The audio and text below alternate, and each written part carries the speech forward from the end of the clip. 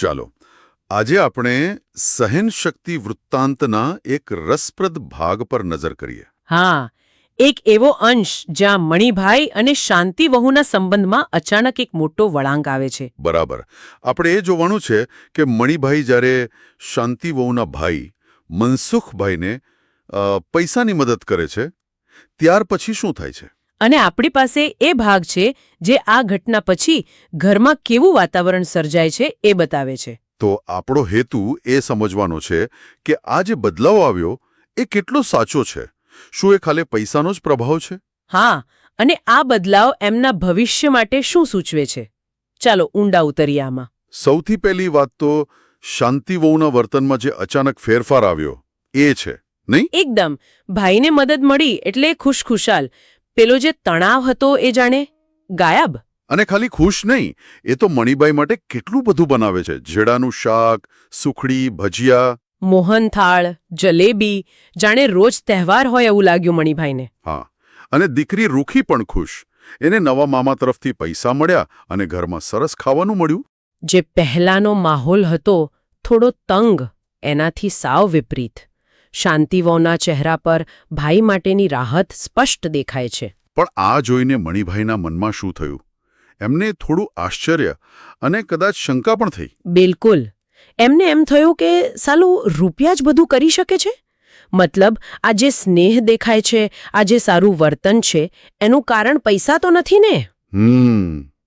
એક વાજબી સવાલ છે, કોઈના પણ મનમાં આવે. અને આ વિચારની સાથે સાથે પેલી વ્યવહારિક ચિંતા પણ ખરી જ. કઈ ચિંતા? લોનવાળી. હા, બેંકમાંથી લોન લીધી છે, એનું વ્યાજ ભરવાનું છે. એ કાંઈ નાની રકમ નથી. હને એમાંથી પાછા પેલા પૈસા તો ગયા જ ને. 25,000 મનસુખભાઈને આપ્યા અને 10,000 શાંતિના લગ્ન વખતે આપેલા, એટલે 35,000 તો ઓછા જ થઈ ગયા. બરાબર. એટલે આજનું આ શાહી ભોજન જોઈને એમને પોતાના સામાન્ય દિવસો યાદ આવે છે. રોજના મકાઈના રોટલા ને કઢી. હા, એટલે એ વિચારે છે કે આવું બધું કેટલા દિવસ ચાલશે? આ ખુશી ટકશે ખરી? એટલે અહીં પૈસાનું પાસું બહુ મહત્વનું બની જાય છે. ચોક્કસ. મણિભાઈને ખબર છે કે લોનના હપ્તા સમયસર ભરવા પડે, બેંક રાહ ના જુએ. જ્યારે શાંતિવહુ શરૂઆતમાં થોડી નિશ્ચિંત જેવી લાગે છે, એમ કે વહેલા મોડા ભરશે. હા, પણ મણિભાઈ એમને સમજાવે છે ચક્રવૃદ્ધિ વ્યાજ વિશે.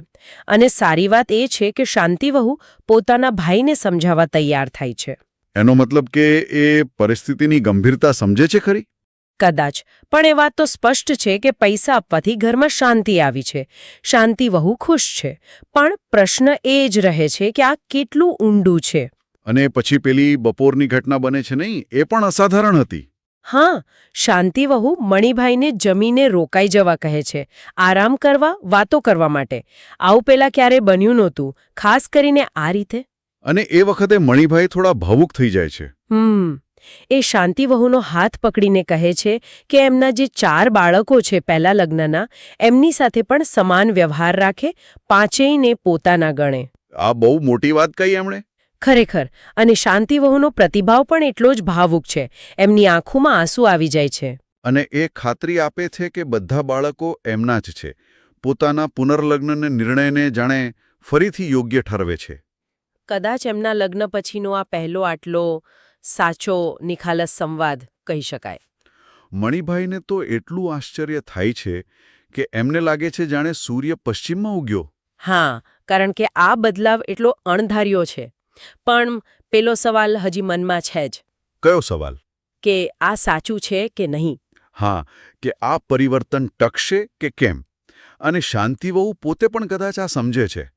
પેલી કહેવત છે ને, ટાલિયાની ટાલ જાય પણ ટેવ ન જાય. બરાબર. એટલે એમને પોતાને પણ ખબર છે કે મૂળ સ્વભાવ બદલવો અઘરો છે.